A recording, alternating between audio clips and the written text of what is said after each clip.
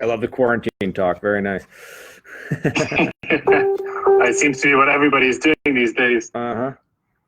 All right, so we can go ahead and get started. I think it posted in the event, so we should be good to go. I just want to thank you for spending time with us, Aaron. Of course. If you guys are not familiar, Aaron is the founder of the Dirty Dozen project. Is that correct, Aaron? That's correct, yeah. Very nice. So why don't you give us kind of a rundown for people that are not familiar with your project on kind of what it is in general? Okay, so the Dirty Dozen started maybe, I think it was about in 2017. So at the time when I was in Truck Lagoon, I was working as a cruise director for a liveaboard called the Truck Master. Yep. Okay. And I've been diving in truck for about a year, I'd say.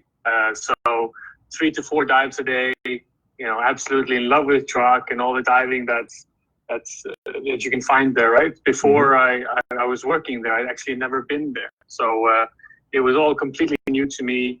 I was completely head over heels, but I couldn't believe most of my friends and my students, my clients from my old technical diving school hadn't been already. And when I first went to truck, like my first impression was that it was a destination for technical divers. And boy, I couldn't have been more wrong, with 70% of the wrecks in recreational range, right?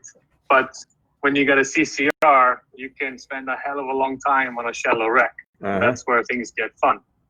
But again, to where we came up with it, I think we were at the end of my stay. I was only contracted for a certain time. When me and the captain started talking about, our dream itinerary. So where would we go? What wrecks would we go to if we got to do the trip that we wanted to do? Yep. Like complete and utter freedom, right? So considering that all the people on board were CCR divers or OC tech, and it would be a more technically focused trip. And I just decided, why not? Let's make one trip. Let's see what's the worst that can happen. I know lots of people that want to come. What should we call it? And after a few beers, we came up with the idea to call it the Dirty Dozen. After the old war movie, Lee Marvin and all that, right? So that was actually the captain's idea. Props to you, Martin, if you're following us. And after that, we simply planned the one trip. Mark Powell, he's a good friend of mine. I think he's on your show later this week. Yeah, right? yes, yep. Next week, Mark is here. Yeah. Yeah. So Mark came along on this first trip, and that's when kind of the concept started developing, right? So we imagined 12 divers. So that's the Dirty Dozen, 12 dirty divers with a special guest on board. So you have the opportunity to dive with your diving hero. You can have chats with him in the evening about his book, or and also you're on a vessel that's catered to tech divers. When I first got on the boat in 2017, Martin was building the boat still for technical divers, right? Yep. Because the boat was relatively recently launched at the time in truck. So while we spent our time together, while I was working there, we had a lot of influence on how we got equipped, and we made sure it was, perfect if you are an advanced nitrox diver, if you're a Mod 3 diver, if you're a GE CCR diver, if you're a chest-mounted rebreather, side-mounted rebreather, it doesn't matter. We have all the parts, and we wanted to make sure that we could provide the best kind of service for our clientele. And the first trip went so well that we did a second one the same year, plus a bikini trip. And from then on out, I think we have 40 charters the next 3 or 4 years, I think, something like that. Yeah, that's impressive. Yes. That's great. And one of the things I really want to hit on is that you said that earlier that truck is for recreational also. So many people don't understand that. They see all the tech pictures, they see all the tech stuff, but they don't understand that it's also got a recreational pull to it. Yeah, I mean, while I'm talking, I can try and pull up my Keynote application because I know I can share the window here somehow, can't I? I believe so. Yes. And I have this slide, which would be amazing for your viewers to see, just because it put things in perspective. So if this is share screen, desktop, share. So can everybody see that? They should be able to, yeah. Yeah. So if you have a look, can you see it, Jason? Yeah, I can. Looks great. Yep. Yeah.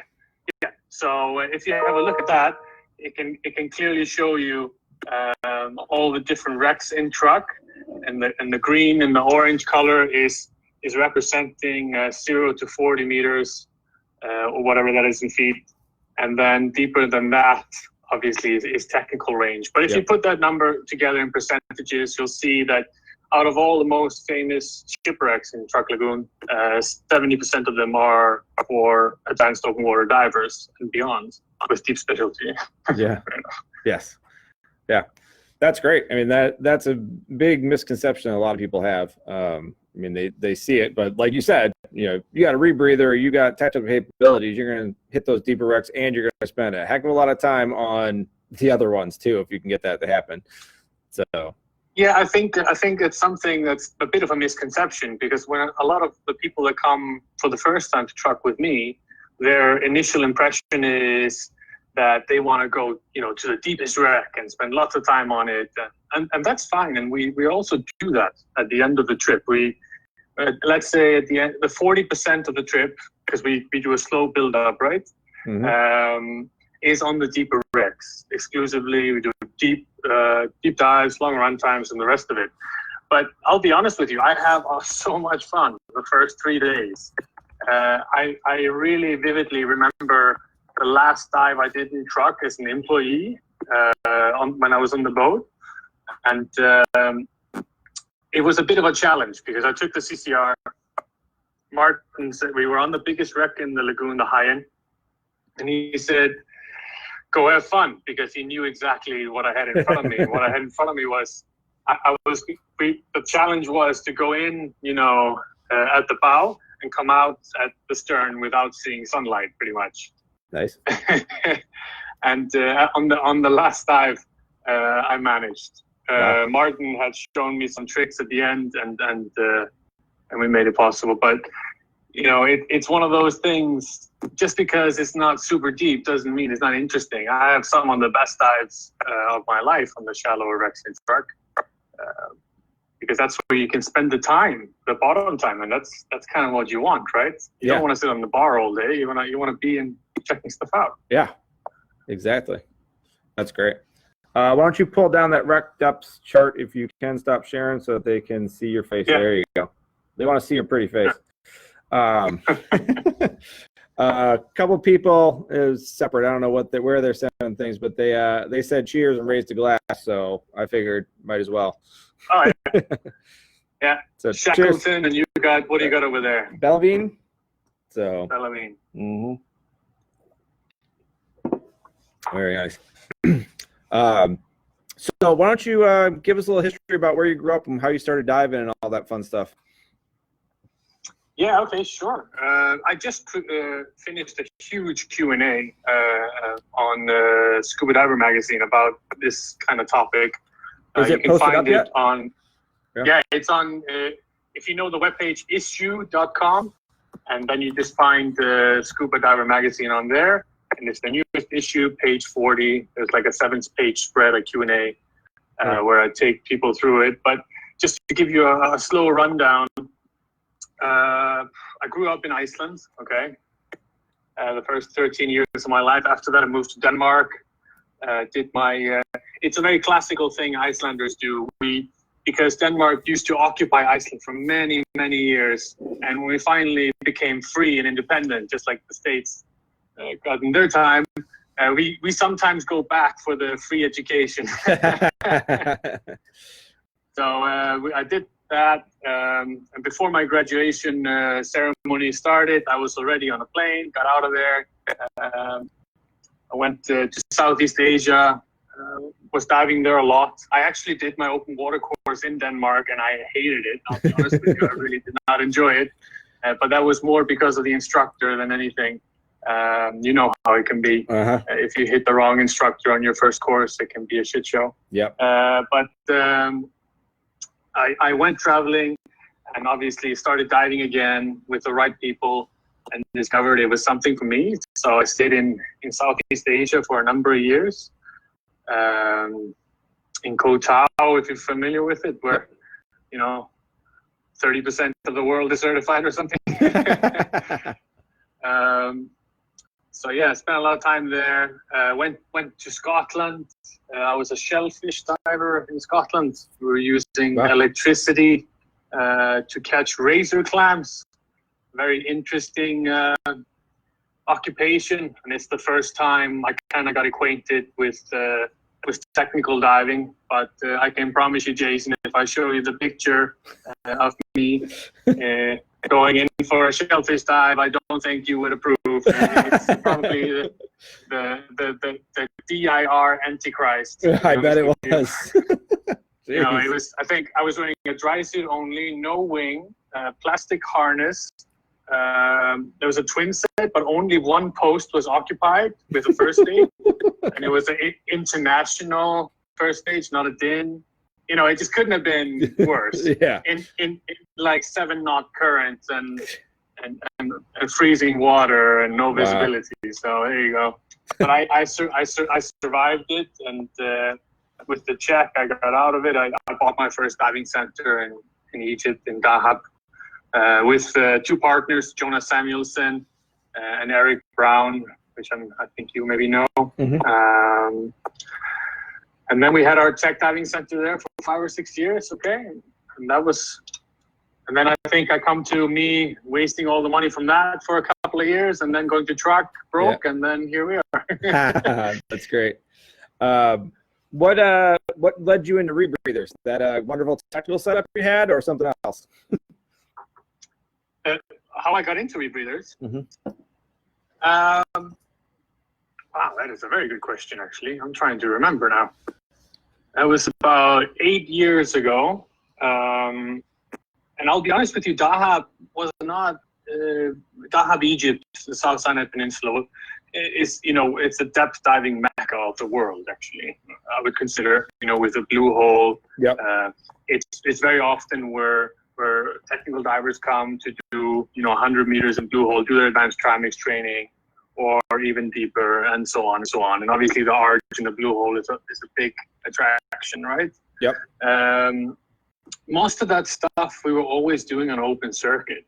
And it wasn't until the Prism came along that I started diving a rebreather. So my first rebreather dive was on the Prism, I think.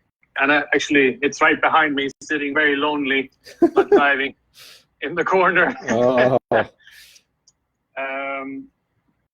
yeah, started diving the rebreather and thought it was really interesting at the time, and we were doing it a lot, but not as much as today, I'll admit. And it wasn't until I came to truck, and when I was in Mexico, maybe a little bit before, so let's say 5 years ago, that I really started diving CCR on almost 95% of every dive I do. And that's just because for me at the moment, I love wreck diving. So more bottom time for me is key. Nice. What led you to the Prism 2? Just availability? How did you, because that's, the classic question. How do I pick which rebreather I buy? And there's all sorts of different answers with that. But what led you to the Prism 2? Well, before I drove the Prism, I had the opportunity to dive on a variety of units. I started, I think, on if you know Jamie McLeod, he's a wreck diving legend. He found the USS Legarto. He passed away now, unfortunately, but he sold us his Inspiration Classic, which is more than a museum piece, I'll tell you. And we started diving it, and it wasn't my most pleasant introduction to rebreather diving, I'll be honest. But then obviously with lots of rebreather instructors coming through the dive center, so they were using our dive center as a facility, right? Yep. There was, plenty of opportunities to try different units. But we were, so I got to try lots of units, but I wasn't really convinced. But then when we started talking to Nick at Hollis and we took on the Prism, that's when I kind of got serious with that rebreather. And I've since then, I mean, even now on the Dirty Dozen, I get to try more different rebreathers than ever. And all of them are great. We're just at that point of time in technology where most of these rebreathers are excellent for whatever we're doing. I've just found with the Prism that it works for me in whatever I'm doing. So if we were doing past 300 feet dives, if we were diving in Hell's Gate in Finland, where it's, the water temperature is 0, if I'm in caves, if I'm in wrecks, it doesn't matter what I'm doing. It just, it works. And that's what I need. I need a workhorse that's reliable and breathes well, and that's what it's good at. But anyway, enough plugging the Prism. Well, I mean, it's like you said, a lot of the rebreathers are fairly equal overall, and it's about, from my standpoint, it's what your resources are. What do you have around you? What are your instructor capabilities? What do you have there? And I would never say that my rebreather is better than anybody else's. It just works really well for me. Yep, exactly. So, local diving, how much local diving are you doing, or where are you traveling to? I mean, not right now, obviously, because of the wonderful situation we're in, but plans, future plans, or what you've just gotten completed or anything like that? What's going on? Well, I used to live in Dahab for almost 10 years now, and it's actually, I should be there right now, well, in a few days, packing up my stuff, but obviously with the current restrictions I couldn't, but that used to be my local diving. So I used to have beautiful Red Sea shore diving, obviously the blue holes, lots of canyons, all this kind of stuff. Ukraine is our base right now. I'm in Kiev. There's obviously not a lot of local diving around here. But on the flip side, with all the charters, if it's, we just came from Myanmar a couple of weeks ago, and then we have bikini season, then we have truck, Galapagos. It's not like we don't get out. This is basically just a base for us to go between. And I think that's the best part about our umbrella company, Blue O2, is because they have, I think, 16 boats in 15 different countries or something. Nice. And that means I'm currently occupying Myanmar, Galapagos, Bikini, and Truck. That's only 4. So there's plenty of keys to boats lying around. It's just up to me right now to come up with something new and exciting to be announced, I guess. So the website for that is blue, the letter O, and then TWO.com, right? That's right. Yeah, okay. blueo2.com. All right, I put that up in there. So that's the parent company over Dirty Dozen? It's like it's I mean, we're not shaking hands and we don't own each other's stocks, but we work together, and Gotcha. They're our umbrella company. They take care of all our bookings. That works. Actually, it might be worth telling the people that are watching the show, if they ever wanted to book a liveaboard holiday, now's probably the time, because the prices are cheap.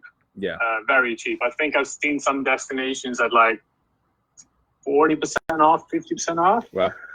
So if you're confident, if everything's okay where you are in terms of your finances, everything's all right, it's a pretty good opportunity, especially with their booking clauses, because you can just book on, and if it doesn't work out because of Corona or whatever, they just put that money towards a credit, 3 months from now, 4 months from now, whatever you want. So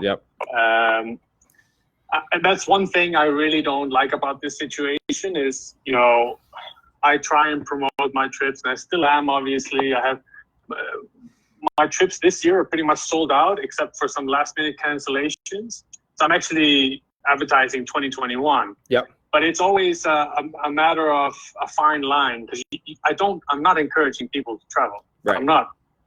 Until this situation worldwide is resolved and it is safe to travel and safe to enjoy yourself, I do not recommend any travel whatsoever. Yep. Having said that, I think that if we don't dream, if we don't plan and dream about something fun that we want to do, I think most of us are just going to get more depressed than we already are. You know, Absolutely. It doesn't help anyone to just cancel everything. And if you even so much as mention as having a good time, you're a bad person. I don't buy into that. So yeah, I mean, let's all just dream and try and make our projects happen. Yeah. Happy days. Yeah. So what do you got? 2021, you said that's all through Blue O2, or is that Dirty Dozen?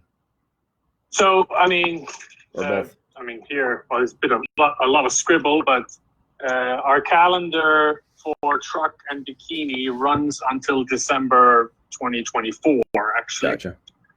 And that's all with the same company, with Blue O2. All our trips are with Blue O2. Galapagos, we do the CCR only trips, which we're very fortunate to be able to do, because the local contact there, he only deals with a very few vendors, and they're the only ones that are allowed to operate. So that's a lot of fun. You know, I can't wait to get more into Galapagos, but that's also on our boats. And then obviously the freediving trips we started doing now as well. Yeah, I saw that.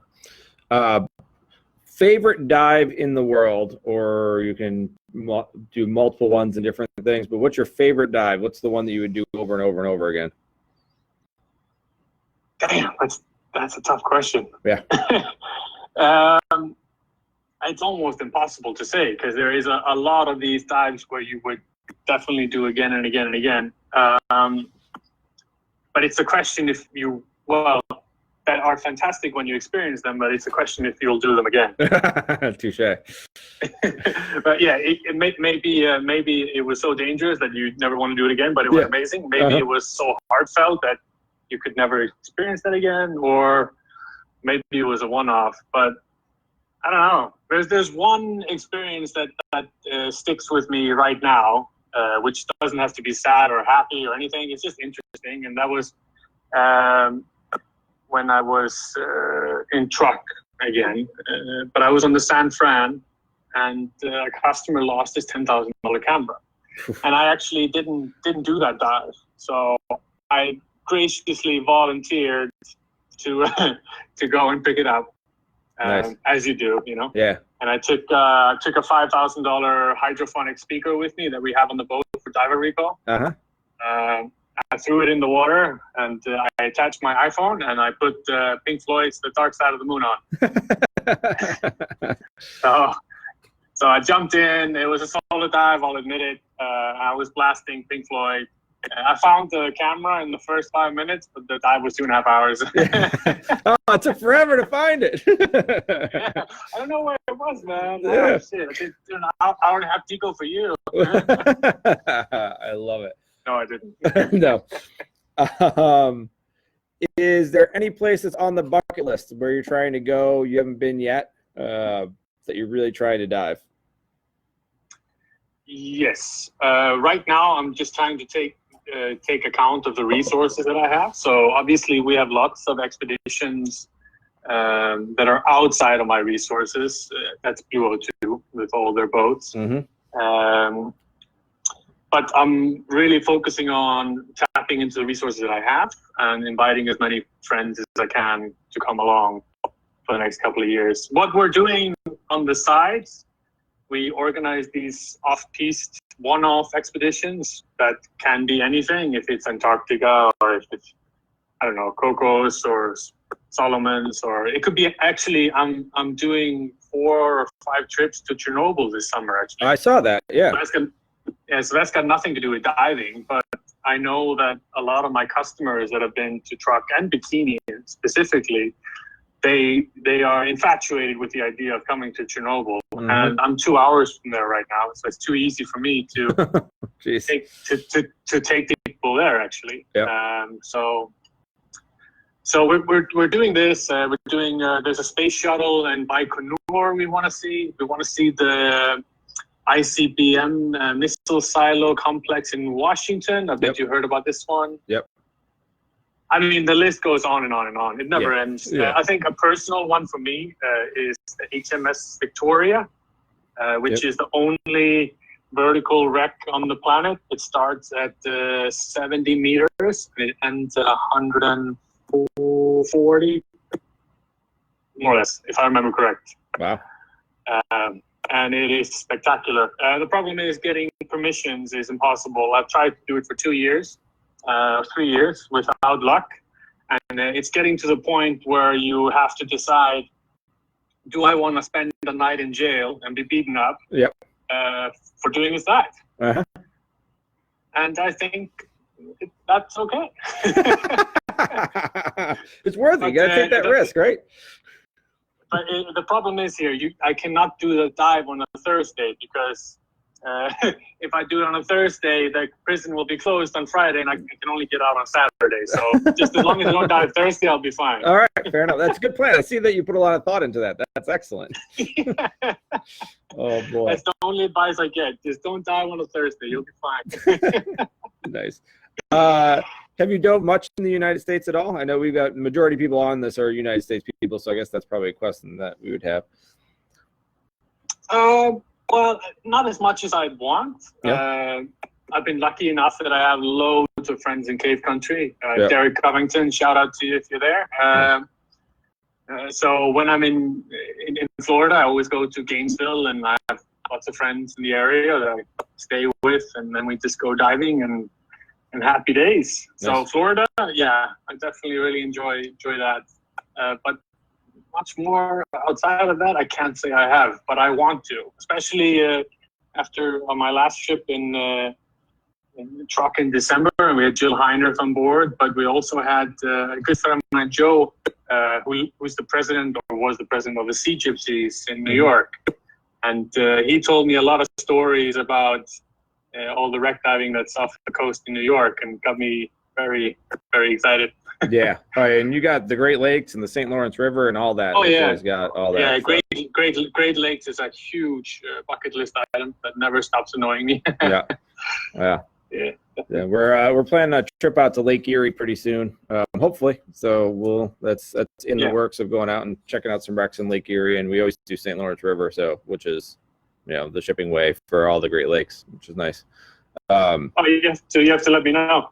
Yeah, the St. Lawrence River getting up there is an hour away from me, so you can do the Jodrey, the Vickery, the America, the Keystorm, and go into Canada and do a bunch of wrecks, and there's plenty of that. And then Lake Erie and Lake Ontario is not too far. Ontario's tough because of the orientation of it. The wind kicks up at all, you're done. So you never know when it's going to go. But St. Pete's all 1900s, late 1800s, early 1900s wrecks.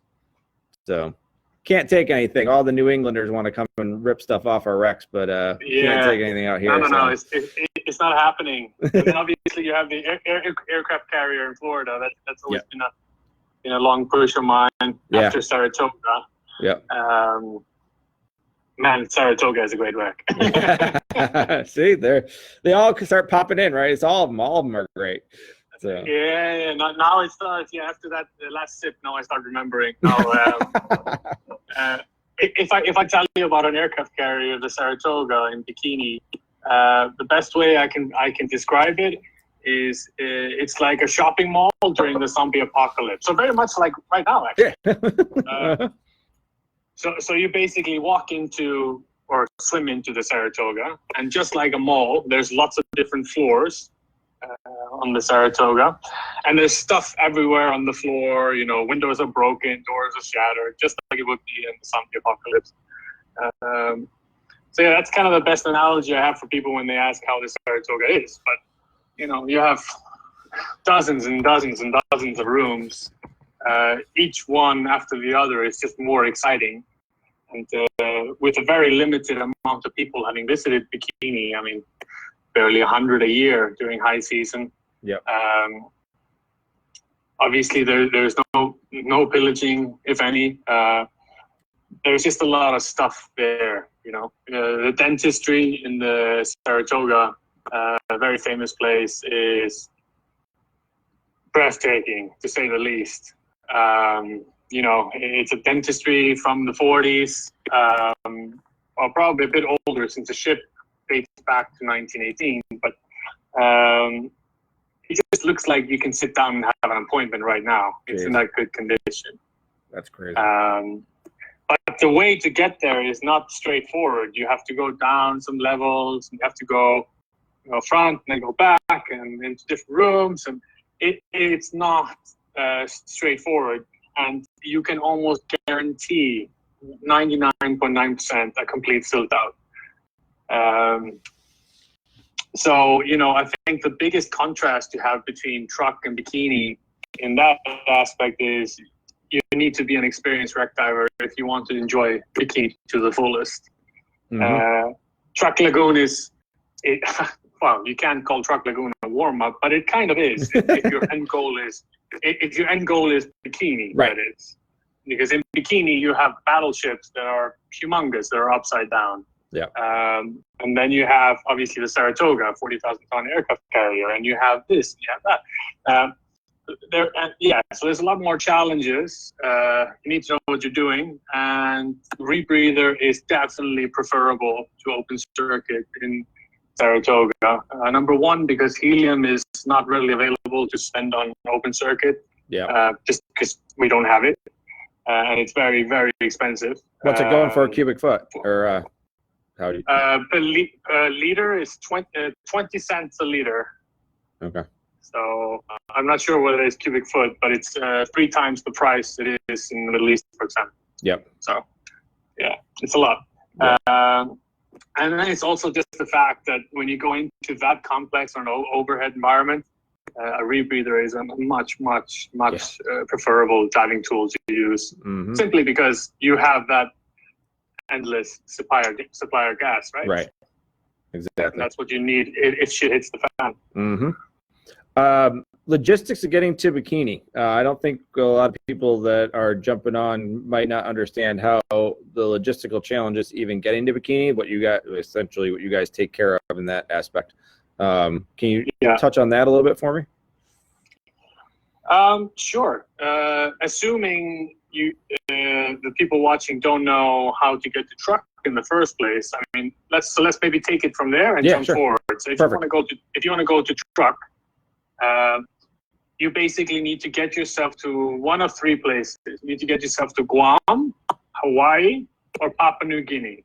Well, Papua New Guinea is not really an option anymore, but definitely say Hawaii or Guam. Okay. And from those 2 places, you're going to get on an airplane from United called the Island Hopper. And that airplane will take you to truck. It's going to be 1 stop from Guam, or it's going to be many, many, many stops, 6 or 7 from Hawaii. So plan it carefully. I mean, if you do this flight once, it's enjoyable because you fly over lots of very pretty islands, and I will admit the view is spectacular. But landing 6 times in a row over a 10-hour flight is not my idea of enjoyment. So if you can do it from Guam, much more preferable. But anyway, the time that it gets to get there is about 30 hours. Okay, no matter where you are in the world, more or less. Yeah. If you take Bikini is in the Marshall Islands, which is next to Truk, or the Federated States of Micronesia. It's in the neighborhood, let's say. So you're using the same airplane, okay? Yep. But when you land in Truk, the boat is there. You know, you jump on a bus for 10 minutes, you jump on the boat, happy days. In Bikini, you land on a U.S. Army base, meet some Army fellas with machine guns and in the customs, and they're doing lots of paperwork to maybe let you in, and then your luggage maybe arrives because they're really bad at counting luggage in Kwajalein. And then you have to get to Ebi, which is the sister island of Kwajalein, because they actually kick you off Kwajalein. You're not allowed to stay there. It's a U.S. Army base. And then you stay on what is almost the most densely populated island in the world with one hotel. Until you board the boat from that island, and then you travel additional 28 hours to get to Bikini. So what I'm trying to tell you, the total travel time to Bikini is 70 hours versus 30 from truck. So, you know, you're talking like 3 days traveling each way. Jeez. It's just madness, really. Yeah. It really is. I mean, the best advice I can give you if you're traveling to Bikini is arrive a couple of days before. I know you'll send me a message on Messenger saying, Aaron, I hate you. I'm in a hotel room and I can't stand this place. But arriving a couple of days earlier gives you the luxury of being able to get your luggage. Mm-hmm. Because if they lose luggage, and I've heard of people losing, there was a group that 6 out of 8 lost their luggage. Jeez. And they had to go to Bikini without their rebreathers because they arrived the same day as departure, and the boat doesn't wait 2 days for you because they have to crack on. Yeah.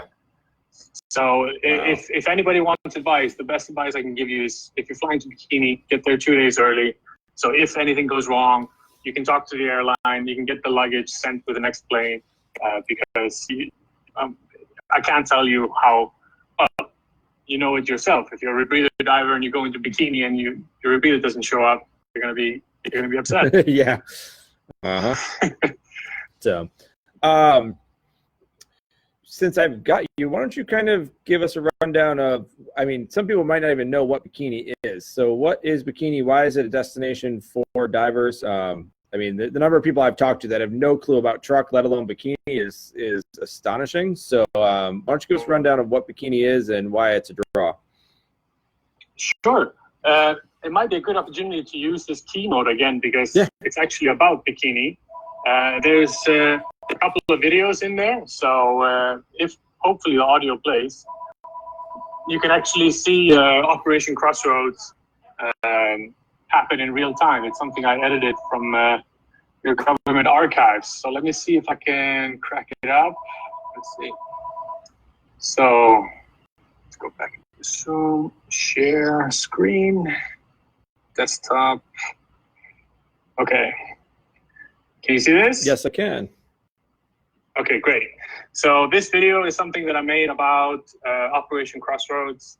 What is Operation Crossroads? So after the Second World War, obviously the Allies won, right? Mm-hmm. And the US had the chance to use the atomic bomb on Hiroshima and Nagasaki, right? A fun fact that not many people know is that there was a meeting to use a nuclear device on truck, but it didn't get approved. Huh. My point being here is when they came out of the war, they'd won. They had this weapon of unparalleled destruction. They started thinking, well, you know, we never got to test this on a fleet, did we? So now we just won the war. We've taken the capital ships of the Nazis, of the Japanese, you know, the Nagato, the Prince Eugen, all these. Nagato, the IJN Nagato is the vessel where Admiral Yamamoto launched the attack on Pearl Harbor from. You know, you can imagine how important this ship is, right? So the Americans, they have this ship now, along with the Prince Eugen and the rest of it, as war prizes, and they decide to put them into a lagoon in Bikini Atoll. Okay. So they put a target fleet together with lots of famous vessels. They bring a huge support fleet along. They bring 2 nuclear devices. One of them is aerial, and one of them was put underneath the water, aquatic, with the same yield as the bombs in Hiroshima. And they let them off. And they took over half of the world's cinema equipment to film this. They brought a lot of foreign dignitaries, especially the adversaries, to basically, well, this is my personal opinion, but I think they were sending a message. If you mess with us again, this is what will happen. Yeah. So let's see if I can launch this full screen and play it. There we go.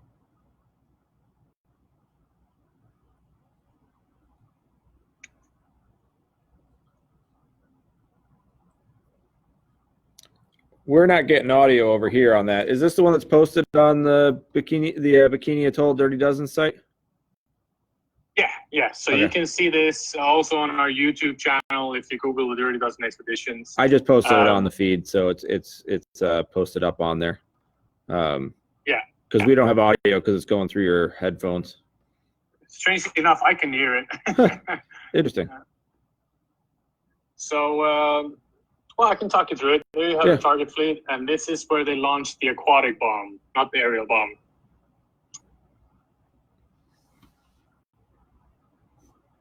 And I mean, it speaks for itself, really. Wow. And this amount of destruction that came out of this bomb was nothing anybody had anticipated.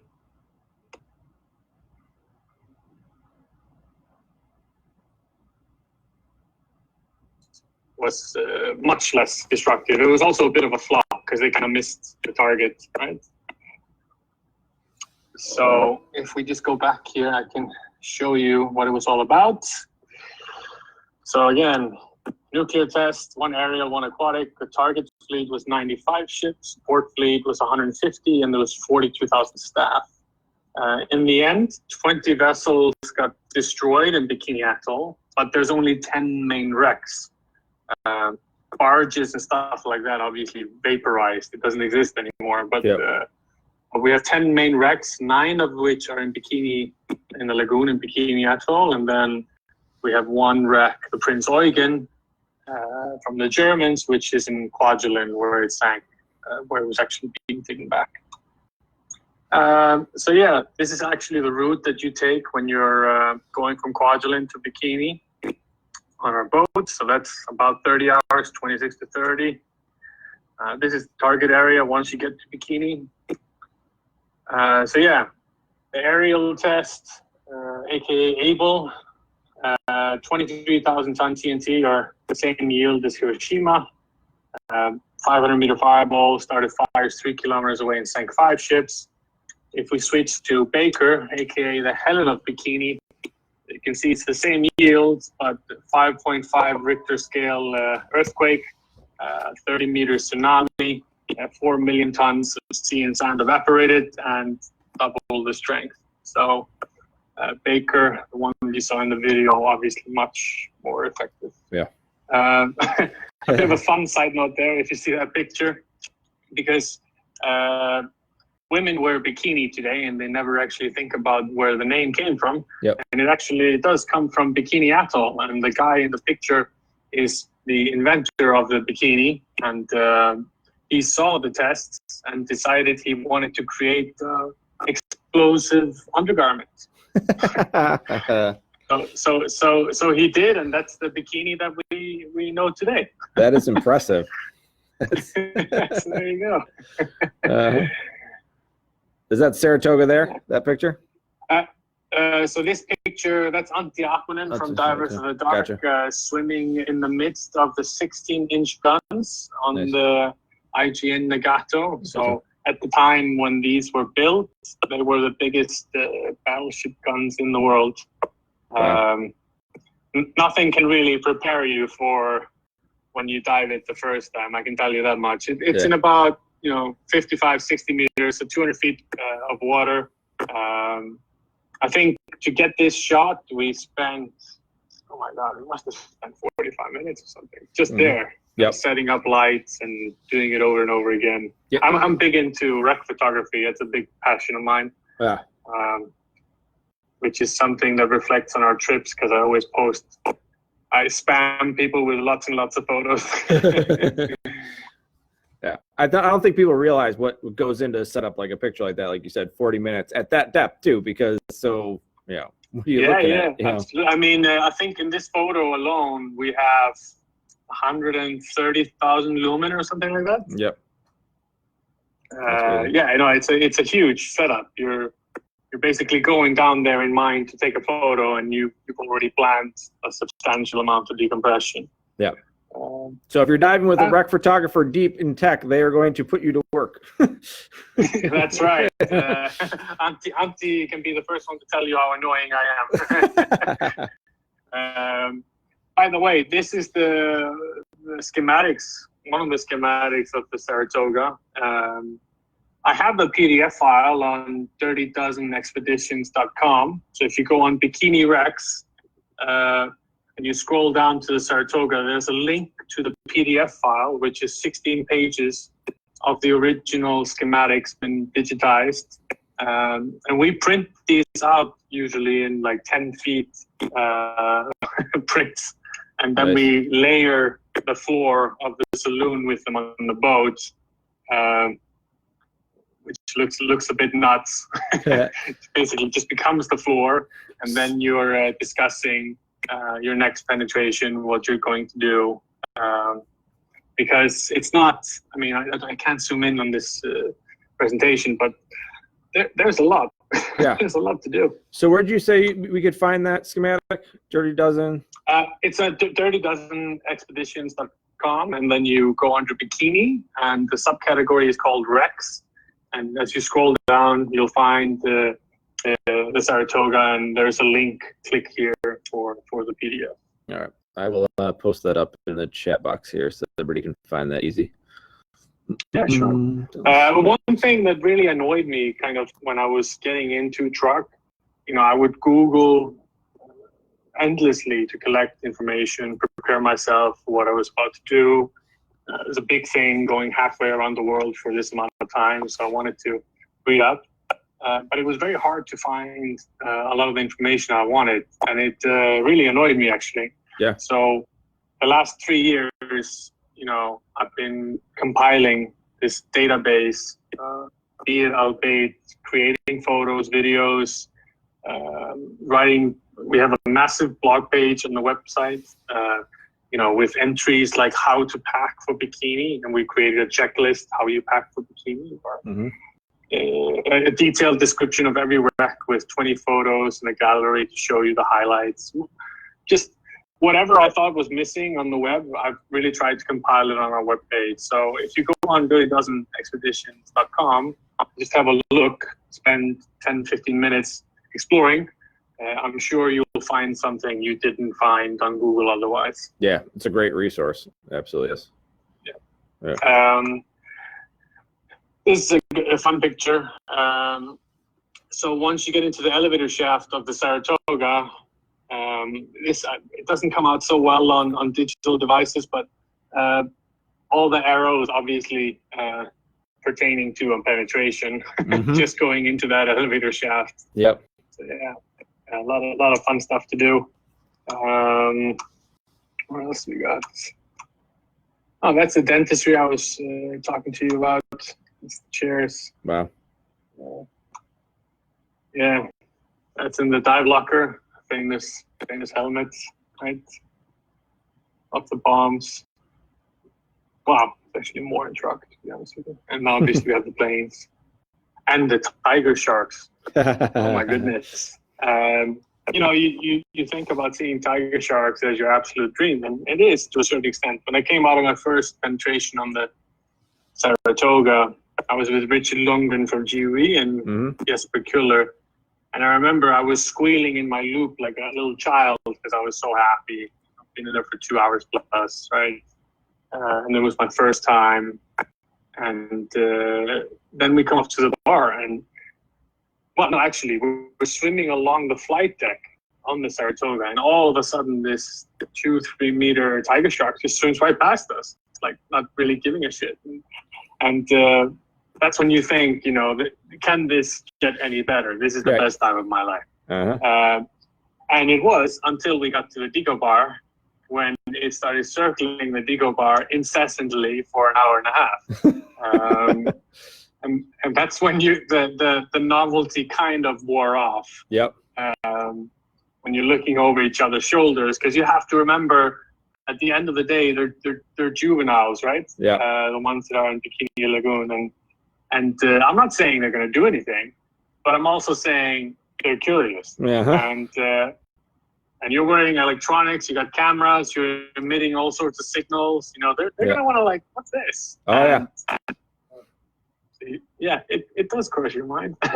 Sand tigers are like that in North Carolina. They bump you, and I had a nurse shark that just would not leave me alone in Belize because of the we're guessing electronics on the rebreather. It just wanted to play. Oh my God! Yeah, no. I'll show you the video sometime. She def- just put her nose into my camera. It was interesting. Yeah, definitely been some encounters over the years, but yeah, it's all part of the fun. It is. Got some China there. Yeah, I got some China. This is like a classic exit. Yeah. Just silt everywhere. Mm-hmm. Because bikini, I mean, because it's not so frequented. Yep. People, the silt accumulates. You know, Yeah. where if you go into the engine room of the biggest wrecking truck, you'll find that it doesn't silt very much because people are in there all the time. Yeah. But you take a place like the Saratoga, which this video is going to take you to, and you have these silt layers that are quite thick. And the silt is so fine. You could be the best diver on the entire planet, but just the water movement touches it, it just goes. Yeah. And then that's it. So anytime you're in overhead diving, you obviously lay a line, but it's incessantly important in bikini. Yeah. I got a couple of friends that could silt out truck if you gave them the opportunity, though.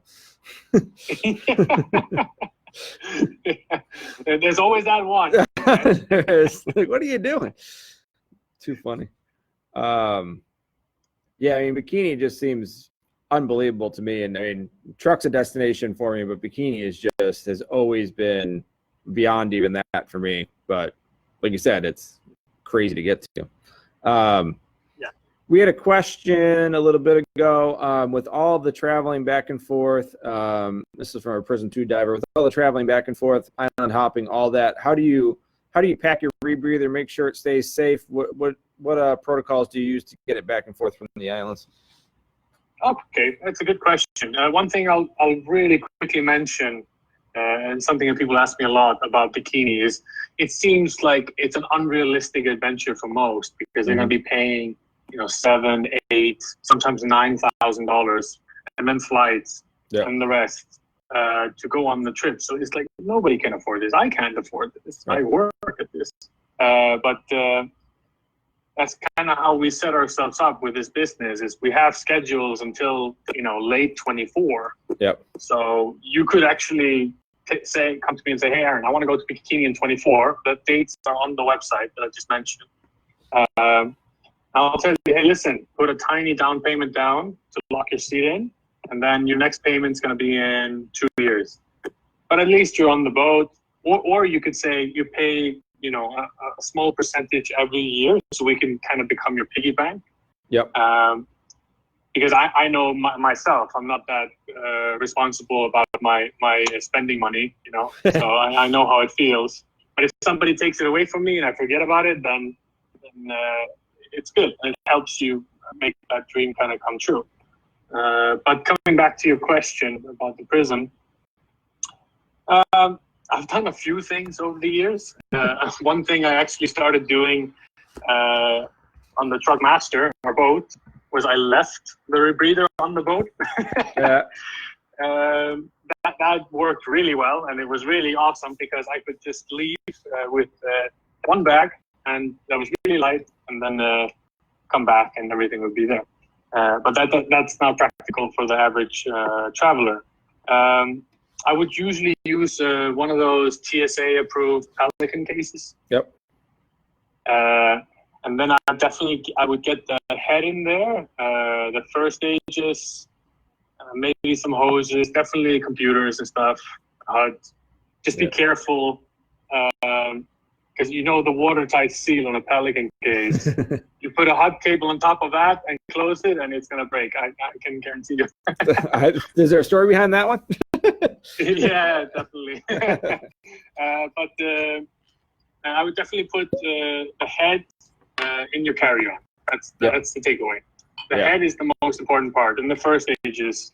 And then the rest, I usually just put in check-in luggage, and And what's really helped for me is to have, I use, for example, the orange expedition bags from Fourth Element. Yep. So, all the bags are the same color, the same size. They all have my business card on them. If you're a frequent flyer, they put a priority tag on your bag, right? Yeah. So all this stuff really helps, especially on the Island Hopper, because the Island Hopper is going to 7 different destinations in one go. Yeah. So the way they pack the luggage on the plane, it's really easy for it to get confused, and that's where you have issues. Right? Mm-hmm. So I always try and stick with the same alliance. So like I use Star Alliance, for example, because it connects with United, and United is the only carrier to truck and bikini.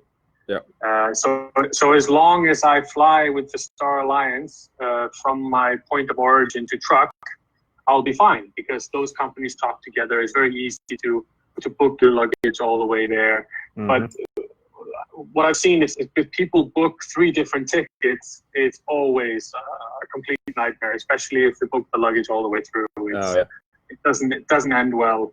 So definitely play with the rules. Pick a airline alliance that you have and stick with it.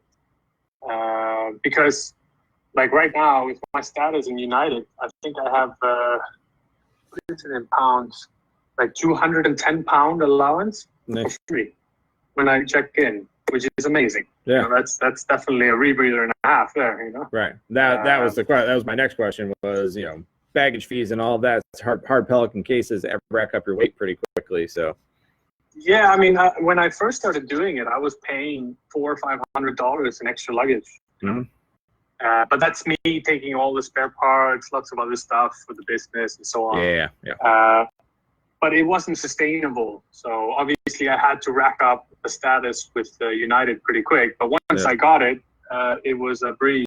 I mean, I never paid for anything, and they upgrade you on 2 out of 3 flights, really. Right, you get there, so. Yeah, the one-off is what hurts you. But if you're traveling consistently, you can develop different things. I'm the same way with when we run our trips. I always have an extra bag full of stuff for people. Exactly. Group that I'm leading, so at least an extra bag. Yeah. So I bring a pair of shorts and a shirt and my rebreather, and then parts for everybody else. That's pretty much it. I mean, I'm really pissed off with the current situation, because they gave me like 10 grand worth of upgrades for 2020, and it doesn't look like I'll be able to use it. Oh well. It is what it is. Yeah, it is. Where are you presenting any presentations anytime coming up or anything like that? Or, I mean, everything's kind of on hold. I was supposed to be in New York today.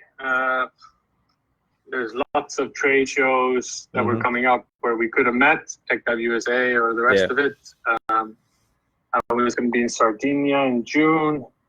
There was lots of things going on, but obviously with the current situation, it's all been put on hold for now. Yeah, unfortunately. I think what we're doing now, we're just looking towards the late summer and autumn. That's where things starts kicking off again, hopefully.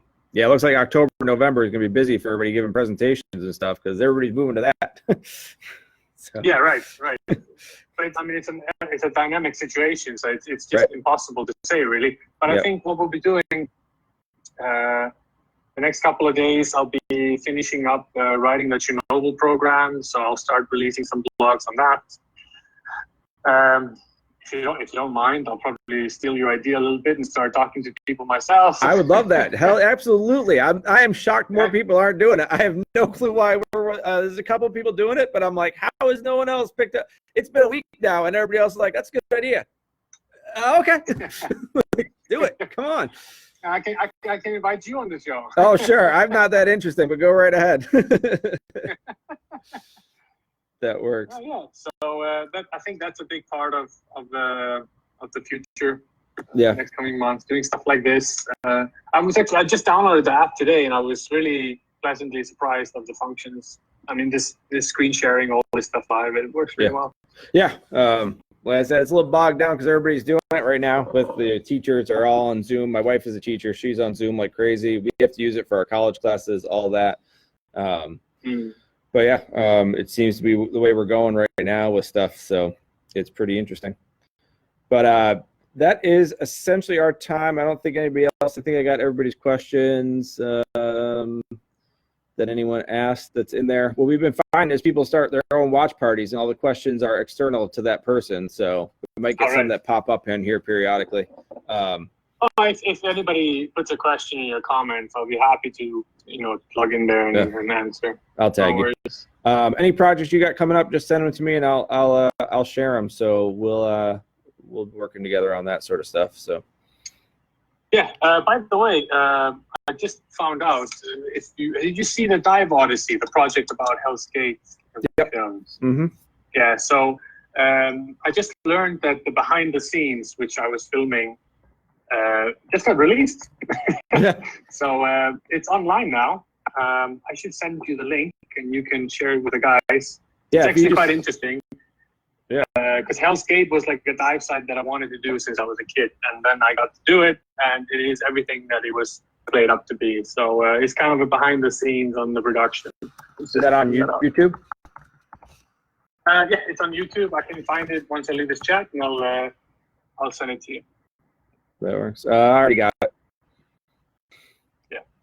And guys, if you want to ask me any questions about truck, bikini, Galapagos, hell, anything really, just find me on Facebook. Go on the webpage, 30dozenexpeditions.com. We have an inquiry form at the bottom where you can leave a name, email, and questions. I'll be happy to answer. I think I just installed a Facebook Messenger chatbot on the website today, so you can actually reach directly into my inbox on that if you want instant answers. So nice. It's not like we got anything else to do, right? Right, so. Exactly. I put your contact info. I put the Dirty Dozen contact for bookings up on the chat here a couple minutes ago, so that pops up too, so that anybody that's interested comes up. Yeah, appreciate that, Jason. Thank you. Absolutely. I'm trying to save my pennies and see what's going on and get on that Pam Wooten and Jill Heinrich charter you guys got going. So yeah, January 22. It's going to be a good one, and there's a lot of people actually still interested. Given circumstances. But it's some great people to be on a boat with. We had a really good time in January. It was fantastic. Yeah, I got Jill. Jill's coming on the show on Friday. She's coming on the live feed on Friday, and then Pam is a little bit after that. So yeah, I'm sure they'll be talking about it. No worries. Awesome. Well, cool. I'll be tuning in. All right. Excellent. I'll see you there. Beautiful. All right. I'm gonna let you go. Cheers. And I'll be talking to you. Cheers. I'll be talking to you soon. Talk soon, buddy. All right. Bye, everyone. All right. Thanks.